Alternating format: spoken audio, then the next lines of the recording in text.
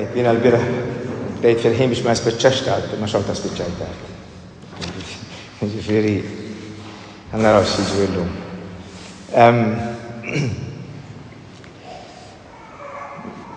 Tajjeb, ma nafx fimtu, ma nafx kemm fimtu l-biraħ, naf li mhux qed nitkellem fuq xi ħaġa ħafifa, naf li hija tqila ħafna tidilja ma' din il-mentalità ta' Pawlu illi tlifnija. Anka jien kelli ħafna diffikultà ġifieri naqrah, kelli ħafna diffikultà nippreparah. U peress li intom tkunu hawn miegħi spiss, allura nixtieq niġi daw 30 dejjem nipprova nwassal xi ħaġa li hija ġdida. Ġdida anke għalija, sa ċertu punt. Jiġifieri allura irrid naħdem fuqha u għalha tkun l-ewwel darba li qiegħed inwassalha. Skużawni jekk għadni ma nafx nwassalha dal-ħsieb, għax anke jiena għadni rrid inniżlu bil-mod il-mod. Il-bieraħ tkellimna fuq il-fatt illi dak li hu problema mhuwiex dal-ġisem, kif ħafna drabi taħlulna f'moħħna. Dak li hu problema huwa dak kollu li hu fals fik. U ma għamilx l-aħħar page l-bieraħ u l-aħħar page kienet tgħid kif tkun taf jekk hemm xi ħaġa falsa fik. Hemm ta' żgur. Ma kif tkun taf? U l-mistoqsija kellha tkun tieħu għalik. Segwiss. Tieħu għalik. Hemmhekk tista' tikkalkula sew fejn hu dak li hu fals fik. Jiddependi ħafna minn kemm tieħu għalik. Believe it or not, dik il-mistoqsija hija kalkolu tajjeb biżżejjed ħafna biex tirrealizza kemm għadem l-ego għadu jaħdem fil-ħajja tagħna. Għattilkom jibqa' hemm ta' mhux ħalli nħallsu s'dem immutu, ġifieri jibqa' hemm. Illum se mmorru x'imkien ieħor mmorru iktar il-qudiem. Illum se mmorru fuq dak li hu d-dnub fina. Imma ejjew nibdew bit-talba li se nagħmlu fil-bidu. Ma jkunx tal nerġa'. Se naqra mill-ewwel ittra ta' San Pawl il-Korintin, il-bidu net tagħha. Dejjem ikun hemm raġuni għalfejn tkun magħżula. Pawlu li Alla ried isejjaħlu biex ikun apostlu ta' Kristu Ġesu. U sostene huna lill-Knisja ta' Alla li qiegħda f'Korintu. Lil dawk illi tqazzu fi Kristu Ġesu. Imsejħa biex ikunu qaddisin flimkien ma' dawk kollha li f'kull pajjiż isejħu l-isem ta' Ġesu Kristu, is-sit tagħhom u tagħna. Grazzja u sliem mingħand Alla Missierna u l-Mulej Ġesu Kristu. Darbtejn għandna kelma hemmhekk. Darbtejn jistemma il-qaddisin li tqazzu, il-qaddisin. Int qaddis, ha? Int qaddis. Ma l-ewwel f'moħħok jiġi biex l-ewwel darba qed nitkellmu anke teachers hekk jgħidu ara fader jien m'iniex qaddis ta' imma nagħmel hekk jien ukoll jew kultant tipprova jew imma tibda bil-frażi kemm darba minni għal m'iniex qaddis għax għandna kunċett m'għawweġ tal-kelma qaddis. Tisbetini ma ħafna mid-affarijiet li qed nipprova nwassaluha għaliex ma waslunniex kif kellhom jaslu skont jiena issa u skont ħafna oħrajn fuq din ir-realtà. Illum issa nitkellmu propju fuq id-dnub u l-mewt li San Pawl jaqgħadhom flimkien. Kemm ħansemmi l-kelma mewt, imma fil-prattika tifhmu għal xi qed nirreferi mewt. Għada nagħmlu propju tema tal-mixja mill-mewt tal-qawmien. Allura ħanidħlu iktar fiha meta niġu għada. Imma illum se nieqaf ħafna fuq dan it-terminu tal-kelma dnub. Għax din ma nafx jekk intix bħal l-oħrajn kollha li naf jiena, il-nus kollha li jiġu jqerru għandi wkoll. Id-dnub jinkwetana. Inkwetak id-dnub, jippreokkupjak id-dnub, idejqek id-dnub, ifixklek id-dnub, ikisrek id-dnub. Probabbli għal kull waħda li għad, probabbli għattu iva, probabbli. Għal San Pawl, kulħatu midneb. Automatic. Memx check-up ta' xamilt il-bira, xamilt wara li għarrejt l-axħar, għamilt ċednu biħor wara, dak il-diskors kollu vojt għal San Pawl, għazbis jiddilja miegħu. Għazbis jidħol fih San Pawl, dak il-tip ta' diskors.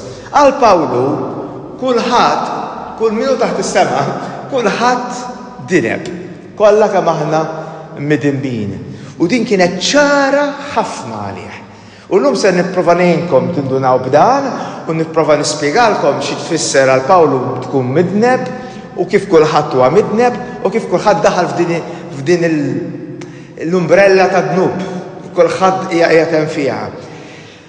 Għal Pawlu meta inti tidneb speċi mhux qed tagħmel xi dnub tiegħek.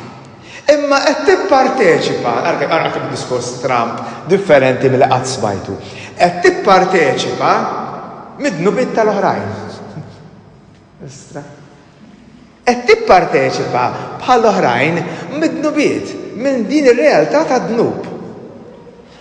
F'moħħna aħna trabbejna b'dan is-sens ta' dnub personali. Jien naf x'għamilt jien.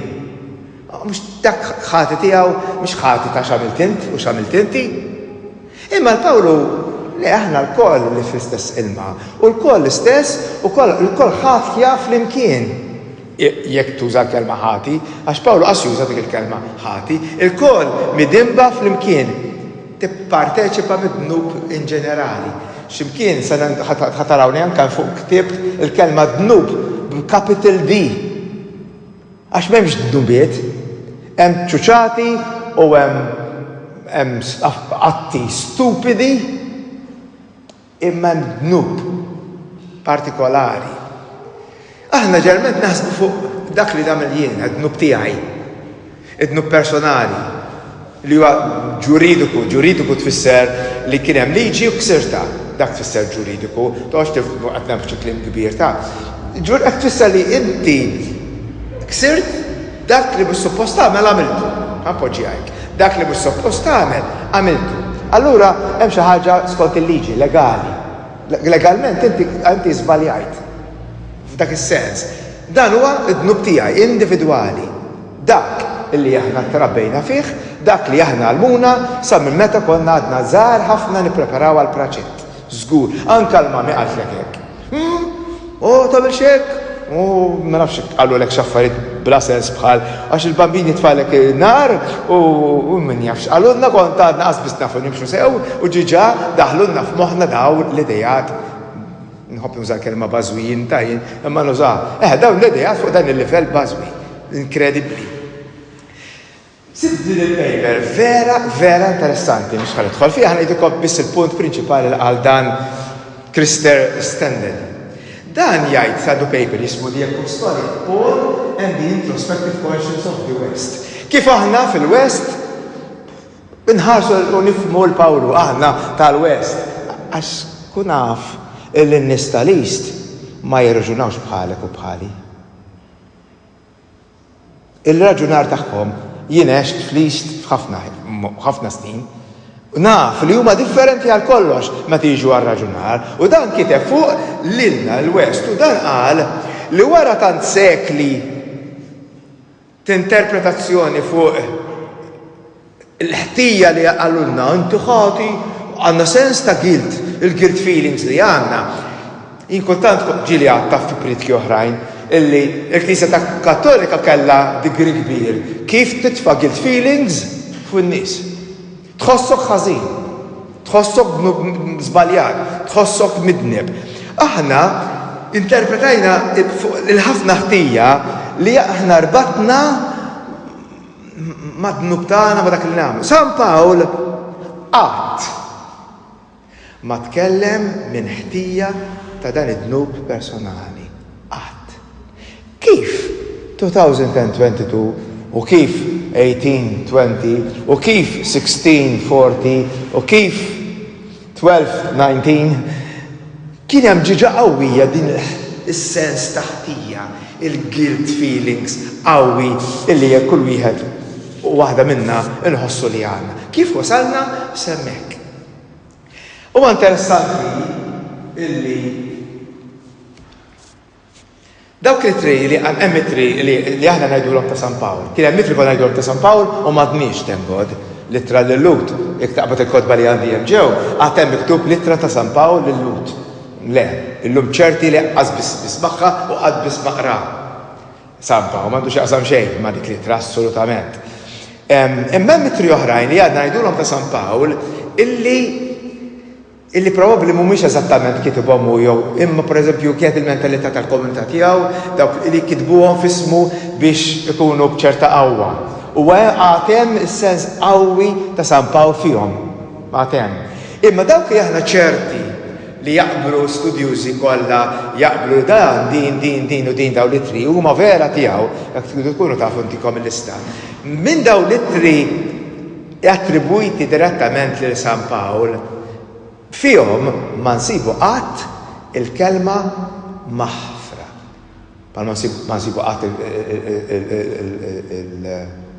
l-infern, per eżempju. Ma nsibu kelma infern, nagħmlu ħaġa fuqha u kważi li ħaġa importanti. San Pawl qasbis qatt isemmiha, qasbis jinteressah. La hu u laqqas San Ġwan li jiena rom għam ħafna xebħ bejniethom, San Ġwan u San Pawl.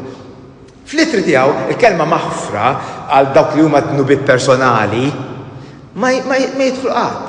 Qas darba biss ma tissemma il-kelma maħfra. Fl-ittri l-oħrajn li huma tiegħu ma mhux eżattament tiegħu hemm il-kelma maħfra biex inkun onest. Imma met kull darba li hemm kelma maħfra tfisser salvazzjoni. Ma tfissirx jinħafru li d-dnubiet tiegħi għax għamilt ksirt xi kmandament minnhom. Mhux fuq hekk. Imma propju għaliex hemm sens ta' Alla jaħfer, Alla jsalva, Alla jeħles b'mod globali hekk. Is-salvazzjoni hija dejjem għal San Pawl universali, għal kulħadd tfisser kelma universali. All right?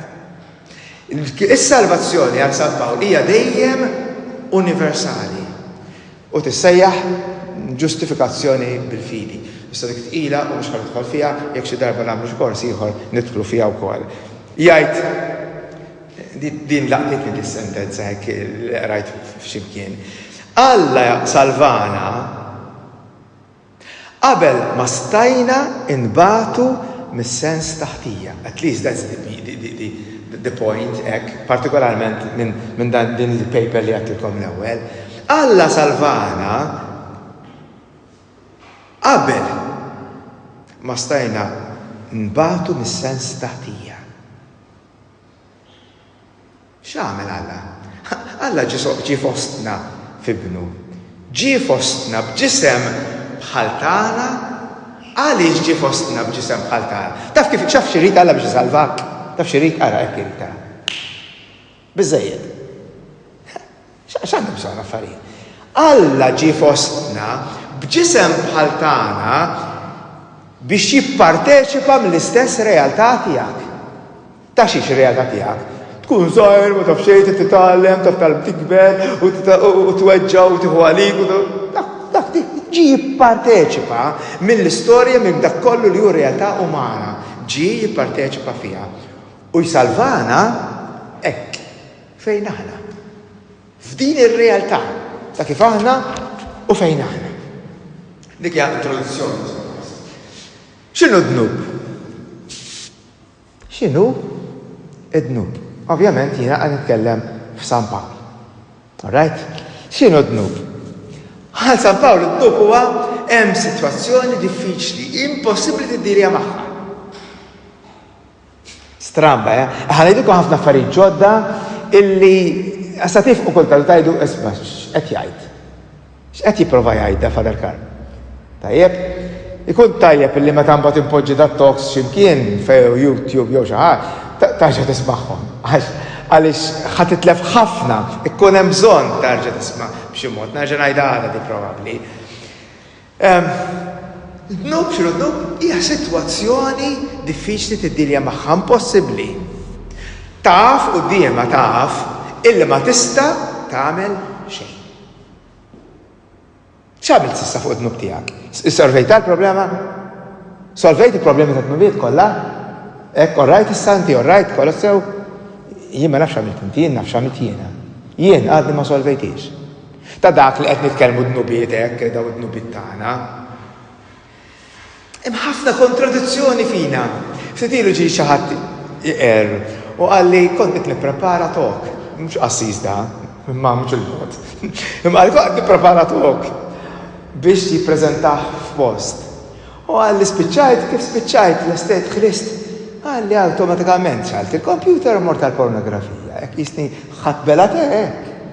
Għalli tafx kemm hemm kontradizzjoni fija. Din hija realtà umana tagħna. Jien qed ħanajdlek, qatt, smajtuni qatt, mhux ser jirnexxielek tagħmel kollox dejjem sew. Qatt, mhux ser jirnexxielek. Għad ma tkun kontent li tajt il-rnexxieli. Jien niftakarni għadni żgħir u ngħid, ma musturbajtx dil-ġimgħa. Il-ħosni tajjeb għax għamil ġimgħa sħiħa. Mbagħad naqa'. Ġuvni jew raġel jifhimni iktar probabbli. Il-marelli. Ibsu bad nħossna ħażin. Ġiġilkom hekk. Tgħaddu minn dir-realtà. Qatt ma ħajrnexxielek. Aħna l-koll maqbuda, hemm dan is-sens qawwi f'San Pawl kif jippreżenta. Aħna maqbuda f'din ċerta sitwazzjoni, din il-mentalità, dan is-sistema, hemm sistema. Isu hemm sistema fina umana hekk f'kulħadd illi huwa maqbud fiha. Tant u hekk u jara hekk Pawlu li juża l-kelma aħna mjasrin. Ma nafx jasar aħna, ħadd minna ma jafx jasar. Ma jeżistux iktar iskjavi. Allura l-sens ta' mjassar qas nafu x'inhu. Imma Pawlu juża il-kelma aħna imjassrin. Dini dik li qed ngħid is-sitwazzjoni ta' dnub u l-mewt. Dini. Isni hemm dis-sistema u jien marid fiha. Maqbud fiha u m'għandix saħħa niddilja magħha, niġġieled magħha. Ma tħossukomx vera hekk. Imma xorta jien u intkom probabbli għandna guilt feelings ta' xkull darba li nagħmlu xi ħaġa. Minkejja li qed ngħidilkom, ġri nispiex nispera illi lejla sasija oħra jew ftit inqas nispera li toħorġu minn hawnhekk u tgħidu kollox inbidel issa. Jekk tifhmux ħa ngħidilkom, sa tbidlu l-mod kif ħatħarsu lejn ħafna affarijiet, inkluż id-dwejjaq li għandek minħabba x'tagħmel. Mhux guilt feelings li inti għandek minħabba id-dnub tiegħek. Jien marid f'din is-sistema illi qiegħed taħkimni u ma niflaħ nagħmel xejn qudiemha. San Pawl juża l-kliem jien insib li nifsi nagħmel dak li ma rridx. U għala, kitibha u jiddilja magħha u jitkellem mod simili f'postijiet oħrajn. Jien insib li nnifsi nagħmel dak li ma rridx. Tajda inti? Ma rridx intu ukoll. X'in ngħidha, ħafna drabi jiena nibqa' nagħmel dak li ma rridx. Ma rridx u nerġa' sib li nifsi nagħmlu. U nħossni ħażin. Ħafna. Dan huwa dnub skont San Pawl. Dan skont San Pawl huwa dnub. Din ir-realtà hekk kbira, enormi. Il-ġlieda kontra l-prinċipijiet u s-setat u kollox li ħafna drabi tista' probabbli dik għandha x'taqsam ukoll marbuta mal-politika li kienet għaddejja dak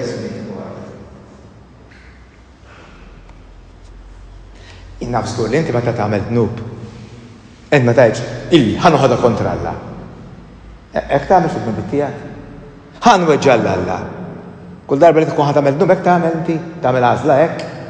Innaf li ħadd minnkom ma jitlaq bl-intenzjoni li noħodha kontra Alla jien. Ħadd minnha ma nafx, ġejtu hawnhekk għax tixtiequ tisimgħu xi ħaġa biex tikbru spiritwalment u biex tinbidlu u timpruvjaw, nittama li dik ir-raġuni għalfejn tiġi għall-eżerċissi bħal dawn. Imma ma nafx żgur kollha kemm intkom għandkom hemm id-dnubijiet, hemm is-sens ta' dnub fikom, imma nafx żgur ukoll inti m'intix tipprova toħodha kontra Alla. Mhux dak l-iskop tiegħek. Meta daħal dan is-sens personali ta' dnub, grazzi Sant'Agustin, għandi kontri jisni miskin. Meta daħal dan is-sens ta' dnub, ma bqajniex naqraw lil San Pawl kif kitabu. Ma bqajniex. Jiġifieri qed nitkellmu mill-bidu ta' kważi Sant'Agustin. Tlifna mal-ewwel dan is-sens għax Sant'Agustin għal ħafna affarijiet sbieħ u ħafna affarijiet importanti, wassal ħafna tagħlim u kien sabiħ ħafna. Imma miegħu kien hemm dan is-sens li għedtilkom il-bieraħ ta' Plato li jufhem u kien importanti għalih dil-filosofija ġdida ta' dak iż-żmien li ta' importanza u beda jippreżentalna kollox fuq dan il-binarju ta' tajjeb u ħażin, abjad u iswed, blind dritt fin-nofs. U allura daħal dan is-sens tal-guilt li jiena għandi minħabba x'għamilt. Minħabba x'għamilt jien personalment.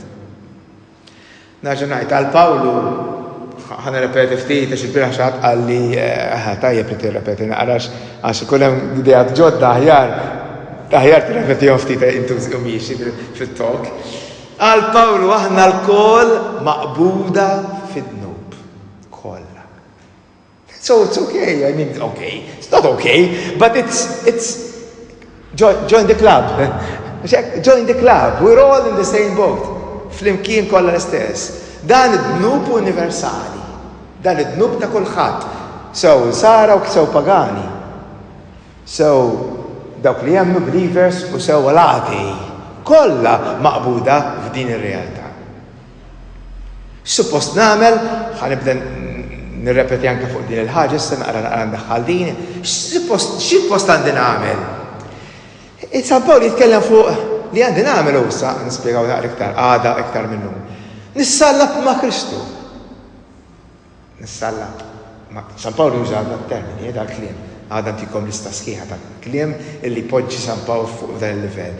Nissallab ma' Kristu. Immewwet fija dal-falz li għandi. Gidba. X'in il-gidba? Jien minix tajjeb. Jien mhux bħal oħrajn, jien mhux kan nasal, jien għadni l-bogħod, jien ma ħaqniex. Dawn huma kollha gideb illi daħlu fina u huma qawwin. Ħafna fina u ngħid jien il-lejla minix ħaneħliskom minnhom. Naf żgur. Għax jien li naħdem fuq di dal-aħħar 30 sena u sibli li nifsi għadni narġa naħseb fuq dal-livell. Kemm il-ħossni ħażin, issa sirt bil-maqlub. Meta hemm illużjoni kbira ta' dan l-ego kif sejħilha jien. Dan l-illużjoni kbira ta' dan l-ego. Dan irid imut, irid jissallab ma' Kristu. Dan irid jintefa', ma tibqax temmen il-gideb illi ilek temmen probabbli ħajtek kollha. Dan u dak li suppost ifisser u suppost isir kif għandilkom ġa l-bieraħ il-magħmudija. Tiġi preparat biex tbiddel dil-mentalità. It's a change, literally it's a change of mentality. Imma, mhux faċli. Easy tajda fada, mhux hekk easy tajda. Meta ngħid jien midneb, ġeneralment int meta tajda, no? Probabli tajt jien midneb għaliex vera mort inqer xi sentej ilu. Ma nafx meta naħħal qerrejtu. Vera mort inqer, imma meta ngħid jien midneb skont San Pawl mhux suppost tajt udnu bint li għamilt wara l-qrara. Nerġa' ngħidilkom, San Pawl qaqqas biss kien jgħaddilu mill-kuruturi ta' moħħu dan it-tip ta' diskors. Dan this way of thinking. Qas biss jifhimhom. Kieku ngħidlu hekk, qas biss jifhem. Kieku jiġi San Pawl hawnhekk u ngħidlu għax jien qed nibta' wara l-qerrejt U niftakarom x'għamilt u dawk id-nubiet wara l-aħħar qrara.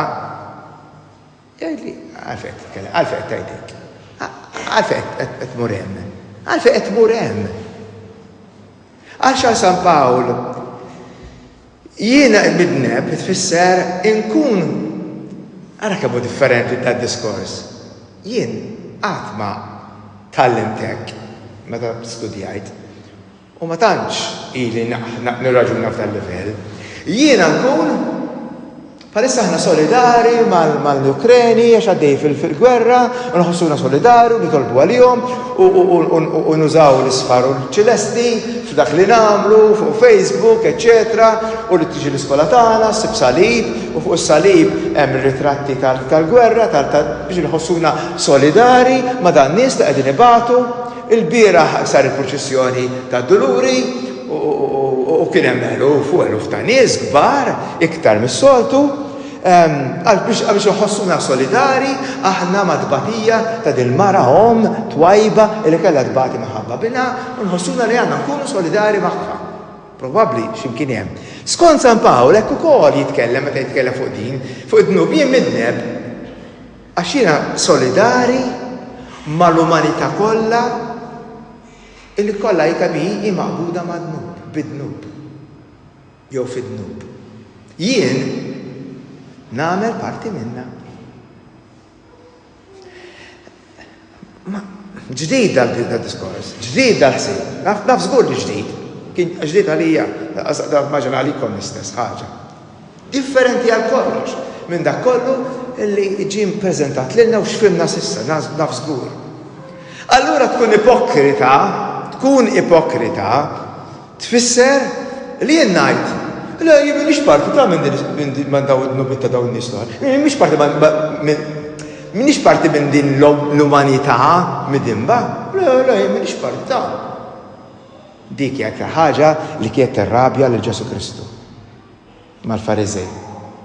Li inti tajt int m'intix parti minn din ir-realtà, minn din is-sistema tad-dnub. Jiena isni l fuq minna. Tiftakru dak il-Fariżew li mar quddiem Alla, skont il-parabola ta' Ġesu, u jgħid grazzi mulej m'iniex bħal bqija tal-bnedmin. Eżatt hekk. Li inti tajt m'intix midneb qed tkun qiegħed titla' l fuq minn din ir-realtà sħiħa, ċara, umana.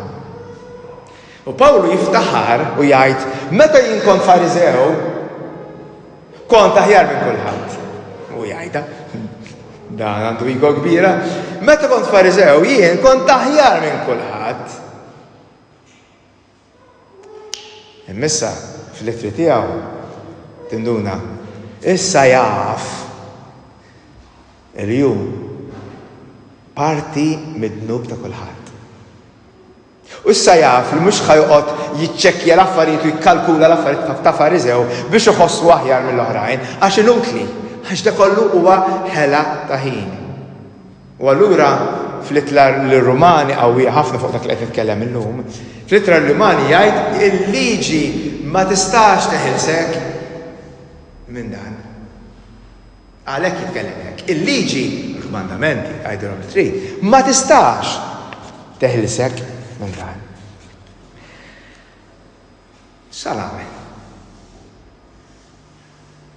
X'nagħmel? Minix ħan inħeles billi nipprova nkun perfett. Kemm użaw il-kelma ħażin, il-kelma perfett. M'għandax taqsam xejn, ma tkun eżatt tobdi kollox. Fil-skrittura m'għandax taqsam xejn dik il-kelma. Di hija translation ħażina. Jew mentalità tal-kelma differenti għal kollox. Ma nistax ninħeles billi nkun perfett, billi noqgħod attent li ma nabiex dnub wieħed. Mhix dik l-importanti.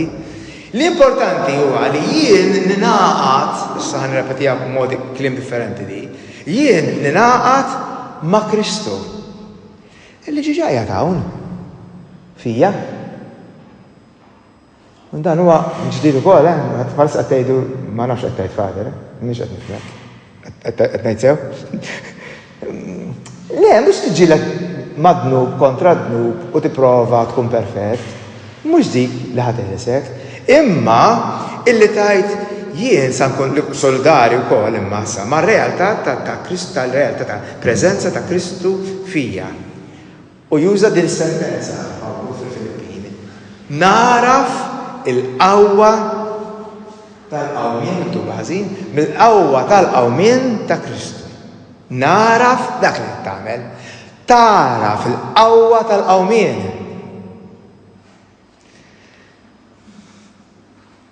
Daddi l-frażi li bqa' nirrepetija.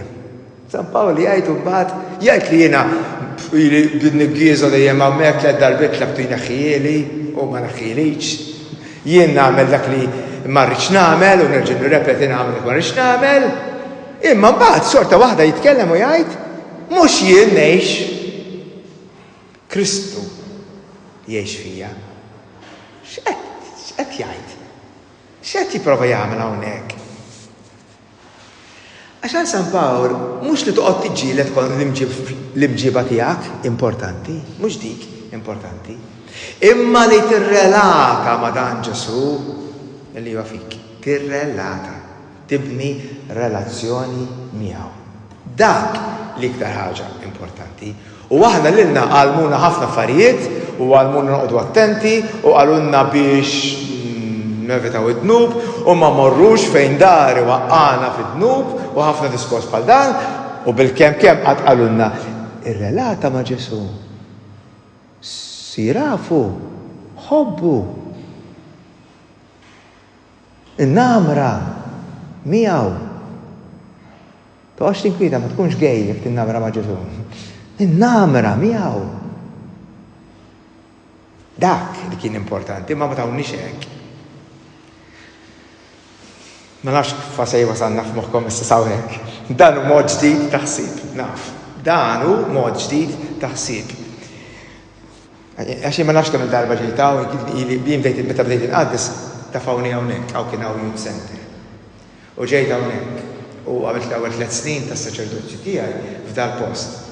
Manka dijak il-kontaw, l-ewwel politika li għamilt f'ħajti u l-ewwel ħdud ta' politika li għamilt f'ħajti kollha l-ambulantom. Hemmhekk tallimt politika hawnhekk ġo dil-kappella. L-ewwel 3 snin ta' ħajti. Ladies qed nitkellmu, fl-80s. Rajt tafu li xi. Ma nafx kemm kienu jiġu żgħażagħ għandu wieħed partikolari f'dal-ċenter għalhekk iftakart fih. Jiġu jibku għax ma rnexxilhomx inħellsu mit-tnub.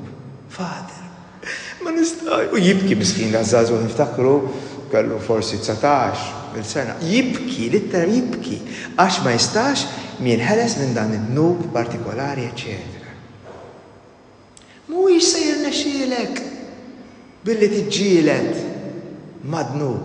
Mhux se jirnexxielek billi tiġġieled mal-imġiba. Mhux minn hemm tibda. Titfax il-karrettun l-istra qabel il-żiemel. L-ewwel iż-żiemel u mbagħad il-karrettun. Importanti tifhem din. Għal Pawlu huwa Kristu li jista' jagħmel dak li inti ma tistax tagħmel xejn fuq. Kristu huwa dak illi int ma tistax tagħmlu waħdek u allura jista' jagħmlu hu. U jista' jagħmlu hu fik. Mhux barra minnek, mhux tmur xi kien biex fik stess. L-unika kelma li nħobb nuża, ħafna drabi nuża jieni, żul minn nofs, tindaħalx. Ħallih jagħmel dan hu. Easy ngħidwa. Kif? Easy ngħidha. Għada ħanajdu għal aħjar. Dan hu dak li Pawlu ħabb. Dan hu l-Kristu Pawlu ħabb. Dan hu dak li fehem Pawlu illi b'daqqa waħda badi jinnamra ma' dan Ġesu Kristu. Illi biddillu kollox, ħarbatlu l-wires kollha u rama kollox. Ama. Għax ma baqa jifhem xejn sakemm mbagħad bada jibbiljam f'din ir-relazzjoni mal-Arabja u baqa hemm waħdi miegħu. Probabbli xi 3 snin jista' jkun ma nafux kemm ta' ebda l-indikazzjoni kemm dam, se ta' dam 3 xhur, se dam 3 snin, ma nafux. Imma baqa jinnamra ma' dan Kristu illi salvah minn din mentalità bażwija ta' Fariżew. Li tobdi l-liġi, li tobdi l-kmandamenti. Jiena nikber kont ngħid nibt. Ta' sisti kon ġija borqer. Dnibt. U kont inħossni li Alla huwa kontrija. Għax jiena midneb. Għax jiena għamilt xi ħaġa ħażina. Minħabba dnub jien inħoss li Alla mhux favorija. Anzi kien jgħidu nara mhux telaq. Mhux miegħi iktar minħabba dnub. Imma għaliex Pawlu fehma differenti u qal, le, hemm Kristu f'nofsna fina, hemm Kristu. Allura Pawlu jinsisti u għandu frażi sabiħa li tgħidlek tħabbeb ma' Alla. Mhux titħabbeb imma billi timpressjona ħaf kemm jintifel tajjeb, taf kemm jien orrajt, taf kemm qed nipprova, mhux tħabbeb billi tiltaqa' ma' Alla u kun viċin tiegħu, kun miegħu. Dan Kristu ġie biex iħabbibna miegħu. Dan tħabbeb ma' kulħadd, anke l-qaħba ma kellux problema magħha. Tħabbeb magħha. Iva, kemm ħandumu biex nindunaw? Kemm sandumu biex nifhmuha? Kemm sandumu niġġieldu magħha dan din ir-realtà? Kemm hija diffiċli? U żgur wara sekli ta' mentalità differenti minn dak li qed ngħid jien, u żgur li ħajkun diffiċli. Fija u fik, għax aħna prodott ta' mentalitajiet oħrajn fl-antik, ħafna. Kristu ħabna miegħu il-kulħadd, lil-Lut, lil-pagani, lil daw kollha illi daħlu f'din is-sistema u f'din ir-realtà. Fil-katekizmu ta' konna żgħar tallimna illi nidneb u hija meta nikser il-liġi. Meta naf, tiftakru x'kienu x'inhu dnub. Meta jien nikser il-liġi. Meta jien naf x'qed nagħmel. Meta jien irrid nagħmel dak li rrid nagħmel, irrid brieda libertà, u dak li qed nagħmel huwa ħażin, huwa gravi, u allura dak ikun dnub. Għalqas fil-morali hekk konna nitgħallmu aħna wkoll li biex tagħmel dnub trid taf x'in tagħmel, trid tagħmel dak li trid tagħmel u tagħmlu. Dak huwa dnub. Jekk tirraġuna hekk dil-liġi legali għandek bżonn avukat. Għandek bżonn avukat biex tiddilja magħha. M'intix ser tirbaħ. U waqqas meta tirrelata ma' Alla, meta tirraġuna dak huwa dnub tiegħi, aqqas biss toħloq li tgħid nirrelata ma' Alla hekk b'dan dnub din ir-realtà inħossni ħafna ħażin fuqha. Jekk dan u d-dnub, nipprova aktar nimxi mal-punt ħalli ma ntawwax ħafna. Jekk dan u d-dnub li għandek f'moħħok, li probabbli hekk hu, min tista' tifhem is-San Pawl. Jekk dan huwa d-dnub li għandek f'moħħok, m'intix se tifhem is-San Pawl. Għas-San Pawl qed jgħid leħi, aħna kollha maqbudin. U ma nistgħu nagħmlu xejn dwarha. Din hija sistema sħiħa. Hemmhekk u hekk. U ma nista' nagħmel xejn. U impossibbli ndirja. Allora fadal qed tgħidli issa danar. Mill-oħra, jista' jibadi, issa ġibt nifsu pożizzjoni anke għar issa, mhux aħjar għar.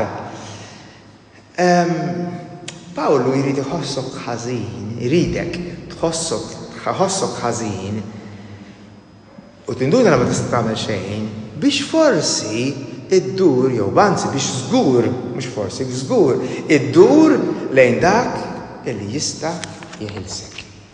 Lejn Ġesu Kristu. Il-Bibja hija ċara li Alla jrid jibni relazzjoni magħna, anke l-Antik Testament ċara. Li jibni relazzjoni magħna. U mhux l-idea tiegħu mhux li jaqta'na minn miegħu qatt. All right? Ġi ċara u żgura u qiegħda f'moħħkom ġeġa. Għal Pawlu dan id-dnub, nirrepet ftit hekk, fim? Għal ġew jidħol daqsxejn. Huwa stil ta' għejxien, huwa stil ta' mġiba. Huwa attitudni li hemm fija. Li tipprova tinnega dan, bħalma jagħmel l-ego, jaħbi, ma nixiex ngħidlek id-dnubit tiegħi, aqqas biex in-nies ma tafx jiġu jerru, ma tarax qed niġu ngħidu dar raġel, noqgħod ngħidlu x'nagħmel, ma tarax. Dak li jagħmel l-ego, li tipprova tinnega dan din ir-realtà, ipoġġik f'sitwazzjoni għar.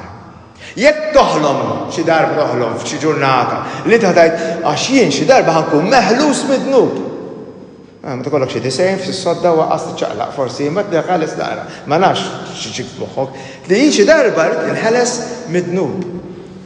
Din il-ħolma ta' dinja jew ta' ħajja utopja hekk partikolari tiegħek. Insert titkisser. Għaliex ma ħatasal qatt għaliha, ngħidlek jien. Musa tasal qatt għaliha. Qatt ma ħatkun perfett jew perfetta. Qatt ma ħatajt jinsafi. La qatt. Musa tasal fuq dak il-livell. Tipprova kemm tipprova, int qatt Musa tasal semmek. Mela. X'jagħmel Pawlu? Pawlu jgħidilna teħdux it-triq tal-Farizej. Ġesu magħhom biss jaqbad, teħdux it-triq tal-Farizej. Jien nafax kont Fariżew. Teħdux it-triq tal-Farizej. Jien se nagħtikom triq aħjar, triq aqwa. Mhux aktar bbażata fuq il-biża tad-dnub il-xamilt, mela nibża ma nistax Alla, mhux ħan niġi iktar hawnhekk għax jien għadni nagħmel l-istess dnub. Le, imma fuq għaqda, fuq komunjoni. Hawn fej Pawlu jitina xi ħaġa ġdida, kompletament ġdida. Fejn nibqa' ngħid li dan huwa ġenju spiritwali, ġenju Pawlu, kif poġġa l-affarijiet. Trid tammetti l-verità. Trid tammetti l-verità, id-dnub tiegħek. U mhux tipprova toġob bil-Alla billi ara, sew inqgħod niġġieled mad-dnub, u mbagħad bad inħeles minn dan dnub u mbagħad niġi. U ngħidlek qed tarani kemm jien aħjar. Din il-mentalità tagħna ta' dini il-mentalità tagħna. Niġġieldu ma' nafusna biex nippruvaw l-Alla kemm aħna kapaċi, kemm aħna tajbin, li jien irnexxieli. Leħi, għaf lilek innifsek, sir għaf lilek innifsek. Iċċekkja xemm, x'inhi realtà? Aċċetta, għax dik parti minnek innifsek. U mbagħad tibda tara l-bidla, imma mhux tiġġieled miegħek, imbagħad tibda tħossok ħafna aħjar jekk tibda billi taċċetta lilek innifsek. San Franġisku għandu sejn ħelu li jgħid trid tħobb lura lil dak li ħabbek. Għandu dil frażi. Trid tħobb lura lil dak li ħabbek. Dak kull m'għandek tagħmel, toqgħodx tiġġieled ma' dal-kummidi, toqgħodx tibdilja ħafna affarijiet. Iltaqa' ma' Ġesu Kristu. Ħobbu. Ħabbek ġiġa, ħobbu lura. Ħallih iħares lejk bimħabba, biħnina kbira. Ħallih tittastaħbix. Ħallih iħares lejk biħnina kbira, bħafna mħabba. Minkejja li inti bidimba. Minkejja li inti mitneb. Ħallih. Tiddejjaq xejn. Imma ħallih ħares lejk. Ħallih this gaze of God upon you. Ħallih tasal fuqek. Jekk naħseb li ser b'xi mod timpressjonaħ lill-Alla u billi tiġġieled miegħek innifsek u bil-kmandamenti taf li mhux ħatasal. Għandna ġa saqsik. Wasalt? Innexxielek s'issa? Wasalt?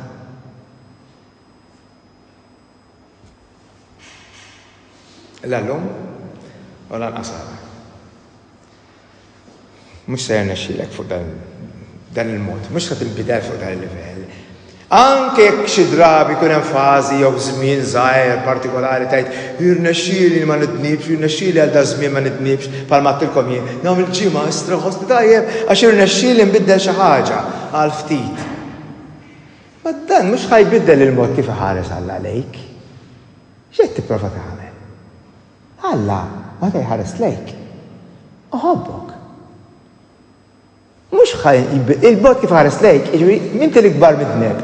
U inti tagħmel bidvenjali biss, whatever they are, mhux ħajbiddel il-mod kif Alla jħares lejk, b'ħafna imħabba, dejjem hekk ħares lejk, u hekk ħibqa' jħares lejk anke wara li mmutu. Għax kultant il-Knisja tippreżenta Alla ta' qabel il-mewt. Ħanin, jaħfer. U Alla ta' wara l-mewt jikkastika u jixwi n-nies. Ma huma differenti, żewġ Allat kompletament differenti. Ħafna nies dejjem jgħiduli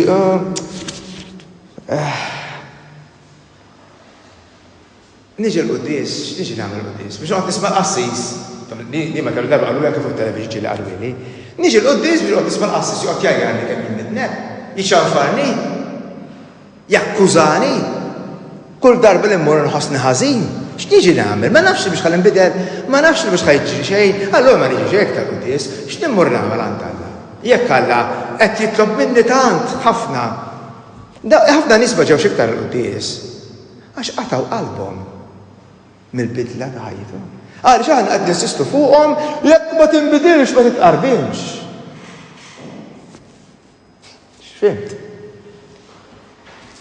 Alla li qiegħed jitlob minna ħafna, hekk tiħossu. Alla li qed jitlob minna ħafna. Kif jispjega d-Dnub San Pawl? Alla mhux hemm f'ħajjitna biex jikkastigana. Alla hemm f'ħajjitna biex jgħinna. Alla jiġi f'ħajtek biex jeħilsek. Id-dnub ħakimna l-kol. Immaġi Kristu ġi fina stess. Ġewwa Kristu huwa fik jeħilsek minn ġo fik. Mhux minn hemm fuq jagħmel xi ħaġa jitfa' grazzja hekk minn hemm fuq, minn ġo fik. Kristu u fik jeħilsek minn ġewwa. Tħallix nispera din toħorġu bija at least. Tħallix is-sens tad-dnub u ħtija jafġuk iktar.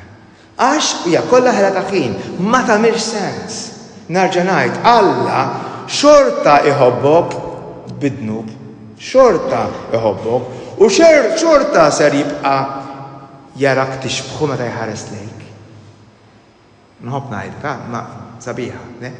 Xorta meta jħares lejk ħajjgħid il-kemm tixbaħni di, il-kemm jiġbaħni dan, hekk ħalqek Alla u hekk se jibqa' iħares lejk. Mux sajbidni l-għadin. Mela, kif jirraġuni San Pawl? San Pawl jirraġuni hekk. Id-dnub iwassalna biex nħossu il-bżonn u nixxenqu għal Kristu. Id-dnub iwassalna sehem. Mux tkun perfett u tobdi l-liġi jwaslek hemm, le. Id-dnub iwaslek biex inti tixxennaq għal Ġesu Kristu. U mbagħad Ġesu Kristu iwassalna biex aħna nitqallaw bid-dnub. Inħossuna vera ħżiera b'dan id-dnub li hemm fina, li joħloq mewt fina, dan id-dnub universali li qiegħed hemmhekk. Forsi jagħmel sens, fimt b'mod differenti non nipprepara. Il-kelma dnub oriġinali ma sibix fil-Bibja. Di-stess, Sant'Agustin fimta. Dnub oriġinali. Imma forsi jagħmel sens tifhimha hekk bħala dnub oriġinali, għax dan huwa dnub ta' kulħadd. Dan kulħadd jitwieled fih. U jien m'għandix daqsam miegħu, jien m'għamilt xejn ħażin. M'għamilt xejn jien, x'għamilt ħażin biex nieħu ħtija ta' dak ħaġa li m'għamilt xejn jiena fuqha. Imma kollha kemm aħna għandna dan id-dnub. Int qiegħed u qiegħda fih. Dak kif jispjegah San Pawl. Jekk tifhem dan u naċċettaħ, nassigurak li tinħeles minn ħafna moralizmu, tifhmu l-kelma moralizmu, kalkuli, diżattezzi ta' tajjeb u ħażin, eċetera. Tinħeles minn ħafna moralizmu u legalizmu u ħtija żejda illi kull ma tagħmel fil-ħajja tiegħek tafġek. Dawk li jibqgħu fid-dnub f'sens legali, kif kull aħna qabel ma tħallnaw ġew żgur, dawk li jibqgħu fid-dnub f'sens legali, San Pawl ixebbaħhom, jekk tisimgħu meta taqraw San Pawl u taqraw għax santikom il-homework. Meta taqraw San Pawl, tibtużaw il-kelma Adam. Ixebbaħhom ma' Adam. Rajt għandok in-nisa li qogħdu jgħidu, San Pawl kontra n-nisa, ma jċeva. Rajt ma jċeva li waqgħet l-Adam fid-dnub. Le, se jaħlu Adam. Dawk illi jagħmel fid-dnub qiegħed fid-dnub. Tkun Adam tfisser tkun għadek fil-bniedem fals. Tkun għadek f'dan il-sarks ta' ħajtek. U fil-bidu, mhux fil-bidu biss, ma mill-bidu aħna kollha kollha nkunu hemm. U għalhekk jgħid kollha nibna San Pawl. Imbagħad juża terminu ieħor San Pawl, jew Kristu biss, jew fi Kristu. Illi huwa terminu illi jfisser inti bniedem ġdid. Ħolqien ġdid, ħolqien ġdid. X'qed jgħid? Bniedem ġdid, ħolqien ġdid. Dak illi ħarġek, Kristu, illi ħarġek minn dak l-istat li jumiljak ta' din is-sitwazzjoni. Li inti tħossok ħażin għax il-bira għamiltek u l-biraħtlu għamiltek u tidħolx hemmhekk. Dan huwa l-mod kif jeħissok. Vera li jidnu huwa fik. Imma għal Alla int it-tifla tiegħu, it-tifel tiegħu, aħna l-koll uliedu, aħna l-koll ġaħna maqudin miegħu, ġa mażula fih, aħna ġa salvati, ġiġa anka salvati. Jena ma nafx fintu s'issa. Ma nafx qed tifhmu. Imma ngħidlek jekk qed tifhmu x'qed ngħid, mhux se tkunu aktar l-istess. Ħaġa morru smawha nitfawha fuq YouTube jew x'imkien, ħaġa morru smawha di. Jekk fimtu x'qed ngħid, m'intomx ser tkunu l-istess. Għamilt x'għamilt int speċjali għal Alla. Alla jibqa' jħobbok, Alla miġnun dwarek. U dan u dak li jgħid tajt l-aħbar it-tajba. Emmen min inti f'Alla. Emmen min inti f'Alla. Temmen il-Facebook ma jagħmlu lek like u kummentaw lek. Temmen il-kummenti l-oħrejn jgħaddulek fuq ix-xogħol, eċetera. Il-kritika li rċivejt minn meta kont żgħira jew żgħir intu tikber. U qed ngħidlek emmen fil-Vanġelu li jgħidlek int okej, int sabiħa, int sabiħ, int maħbuba, maħbub. Dak li għandek temmen. This is good psychology, yeah? This is good psychology. Id-dnub għandu effett fuqna meta ittebbalna din il-verità f'moħħna. Li Alla jħobbni, li jħobb. Ma tafx għamilt fader, għalas kun tafx naħseb, wieħed għalli f'dilu. Għalas kun tafx naħseb fader, xaddini minn moħħi. Alla jħobbok. Ma ħaqekx, imma jħobbok. Għaskot jien, ma ħaqnix dik il-kelma ma nużawix iktar. Taf kemm hemm talbiet fil-ktieb tal-messal, talbiet, speċjalment tal-offerti, kollha marbutin ma ħaqna mertu dan id-diskors u jaqbad il-paġni kollha u l-ittri kollha ta' San Pawl u jarmihom il-Bibja dak it-talb li hemm fil-Qudies. Jarmihom. Darba pritkajt hawnhekk. Niftakar ċara pritkajt, għadni minn hemm. U wara l-pritka nżil, bdejna l-offerti u għamet talba tal-offerti, u niftakar ġi wieħed minn daw il-grupp li jdoqqu hawnhekk u qalli it-talba li għadd fl-offerti waqqatlek kull ħaġa li għadd. Ramitlek kull ħaġa li għadd. Illa l-għadu kemm fimt. Kemm fimt. Inkredibbli, aħna moħħna fuq din li ma ħaqekx, le, imma jħobbok, hekk u hekk kif int. Id-nubiet li inti tmur tqer. Ftakrar l-dubiet li qerrejt, jew kieku kellek tmur tqer issa. X'issemmi? Għandek lista? Id-nubiet li inti tmur tqer. Mhumiex dnub. Huma sintomi tad-dnub. Tarawha kapitel D? Huma sintomi ta' dis sistema dil-mentalità ta' dan id-dnub universali, id-dnub oriġinali, whatever you want to call it. Huwa sintomi ta' dan id-dnub. Anka San Ġwan jgħid li Kristu ħellisna mid-dnub, ma jsemmix il-kelma dnubiet. F'San Ġwan ma ssibux il-kelma dnubiet, issibu il-kelma fis-singolar, dnub.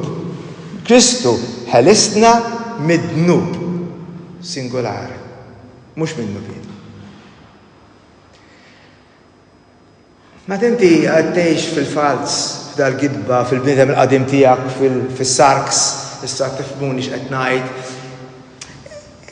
Issibru għak tagħmel affarijiet stupidi, għax tant m'għandekx sigurtà, li tipprova tagħmel ħafna affarijiet biex tħossok tajjeb. Imma id-nubiet, li inti tmur tqer, ma jsolvulekx il-problema ta' din l-insigurtà, ma jsolvulekx il-problema ta' tħossok ħażin, m'intom biex jisolvulek il-problema. Kollu hu fals, kollu hu fals. Ħanejdilkom x'fimt jiena, klibt hemmhekk lejla klibt.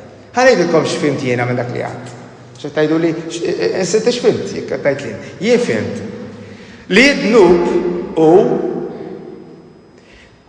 meta inti tibni relazzjoni mhux ma' Kristu imma mal-fals, ma dak kollu li hu fals. Dak id-dnub. Tibni relazzjoni ma dak li hu fals. Id-dnub huwa dak kollu li ma jaħdimx, ma jaħdimx f'ħajtek, ma jtik xejn. U Alla jridek tinduna b'dan. Alla jridek tinduna. Ma jimpurtax tidneb, anzi tajjeb li tidneb, u tajjeb li tagħmel dnubit kbar, ħalli tmiss il-qiegħ. U meta tmiss il-qiegħ, the only way is up. Għax m'hemmx mod ieħor, meta tmiss il-qiegħ tinduna li għandek bżonn li xi ħadd jeħilsek u ddur lejn Alla. Lejn dak illi joffrilek ħajja bil-kotra, kif isemmiha San Ġwan. Joffrilek ħajja bil-kotra. Mela, ma tiġix għand Alla billi tevita dnub. Nsewa dik. Naf li tal-imtu hekk. Naf li smajtu ħafna pritki fuq hekk. Għandhom nejjim xi darba 43 sena n-pritka, anzi nala 44 dal-waqt n-pritka. Forsi anka jiena pritkajta di. Ma tiġix għand Alla billi tevita id-dnub. Tiġi għandu għax tqallajt bid-dnub. Għax indunajt kemm inti baħnana. Kemm int baħnan, kemm int vojt. Għalhekk tiġi għand Alla. Tiskopri li għandek bżonn lil dak li vera jista' jħilsek, lil dak li vera jista' jsalvak, u jsalvak billi jgħidlek il-verità. U mhux billi nqogħdu nraqqaw il-pannu bil-qaraħmar. Le, ċar, dirett. Homework il-lejla. Aqraw żewġ chapters. Mhux fif. Immissa ħadifmuhom. Probably jilkom taqraw tismawhom, biex naqraw biċċiet żgħar minn San Pawl, qatt ma nifhmuh San Pawl. Aqraw Romani, right? Romani. 7 u 8. L-aħħar biċċa ta' 7 biżejjed u 8. Imma 7 u 8. Hemmhekk hemm il-ġlieda mal-liġi. Issa taraw kif tifhmuha wara dak li smajtu l-lejla. Ħajjenkom taħsbu daqsxejn fuq dak li għadna. Mhux il-lejla għamlu għada fil-għoda qabel tiġu hawnhekk għada. Sa hemmhekk jgħid jien miskien, hekk jgħid San Pawl, jien miskien, u min se jeħlisni minn dan il-ġisem ta' dnub, minn dan is-sarks. Min ħajeħlisni? Kristu. Kull ma għadna llum huwa kollu sameri jew kollu marbut ma' dawk iż-żewġ. Meta inti tħossok midneb u tmur tqer, għax ix tmur tqer, għax inti tħoss li għandek bżonn il-maħfra, mhux vera?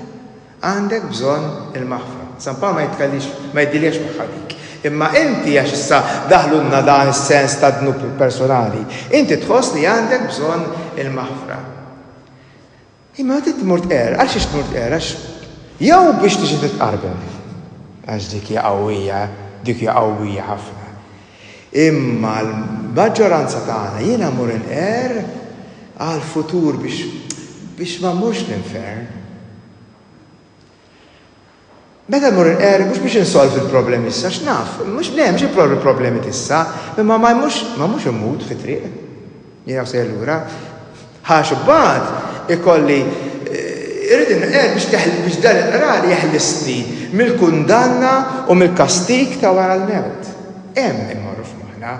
Għal San Pawl tinħeles issa. Mhux wara. Għal San Pawl int fi Kristu issa. U mhux wara. Għalhekk l-ewwel talba li għamilna, dik l-ewwel qari li għamilna, l-ewwel talba. Għaddisin, għalhekk isejħlhom għaddisin, għax inti meħlus issa. Għadek tidneb u żgur li għadek. Naħseb ridok għallhom għaddisin u biex jagħmlu d-nubiet li tagħmel int. Żgur li jagħmlu l-istess nubiet. Imma xorta qed isejħlhom għaddisin għaliex daħlu f'sistema differenti mis-sistema universali tad-dnub. Il-grazzja, right? Il-grazzja li teħlisna minn dan. Gratis. Il-grazzja hija gratis. b'xejn. Ir-rigal bħalma jgħid il-Papa Franġisku tqarbina ir-rigal. Mhux premju tal-li kont tifla bil-aqal. Taf kemm il-kjal darba nsibu l-kelma premju f'dawk it-talbiet hemmhekk. Illa, premju. Biex jistħoq ilna il-premju tal-ħajja ta' dejjem. Alla ħalaqna biex kollha jkollna ħajja ta' dejjem. Mhux premju dak hu rigal. Sajtijulek. Mhux premju. Irridu, skont San Pawl, irridu nagħmlu insiru bħal Kristu. Illi kien bħalna. Ġi hawnhekk bħalna. Tant kien bħalna li għaxaqnija miegħu, qatilnieh. Kien bħalna. Sar, San Pawl jgħidlu, sar dnub għalina. Sar dnub għalina. Daħal f'din l-umanità, b'dal-ego, għalli kellu kol Ġesu Kristu. Kellu jiddilja miegħu ukoll Ġesu Kristu. Imma irrifjuta li jkun fals. Irrifjuta jemmen il-gidba li inti jemment. U għalhekk għax irrifjuta eret il-mewt, jew il-mewt ma għamlet xejn fih. Għalhekk għax irrifjuta li jaċċetta il-gidba. U hekk tagħna issa għax Ġesu Kristu għamel l-istorja, tagħna identità ġdida. Irridu nfittxu x'in l-identità. L-identità tijilna is-sens kollu li hemm fil-magħmudija. Ejjew nhar is-sibt u taraw x'sens fiha il-magħmudija. Dak li se naraw issa għada. Il-mixja ta' mill-mewt għal-qawmien. Ma kienx faċli, naf li mhux faċli. Għasalija mu faċli la biex fimta u ktibta u laqqax biex nispjega. U għatar nizzel ħafna affarijiet li għaw miktub hawnhekk li jien stess ktibt. Waqt li qed niddilja ma' ħafna punti diversi, imma x'differenza tagħmel. Kemm nies ġarrew toqol għal xejn. Kemm tbatija u sens ibes ta' jien quddiem Alla. Kemm nies beżaw imutu għax ħadd iridu jiġu ġudikati minn Alla. Meta Alla jħobbhom bimħabba tal-ġenn. San Pawl għalija kbir ġenju ta' vera, ma tlifnieh. Għaliex ma bqajniex nirraġunaw hekk. Għada se naraw din il-ħelsien ta' nilqgħu minn xi bissa. Good night.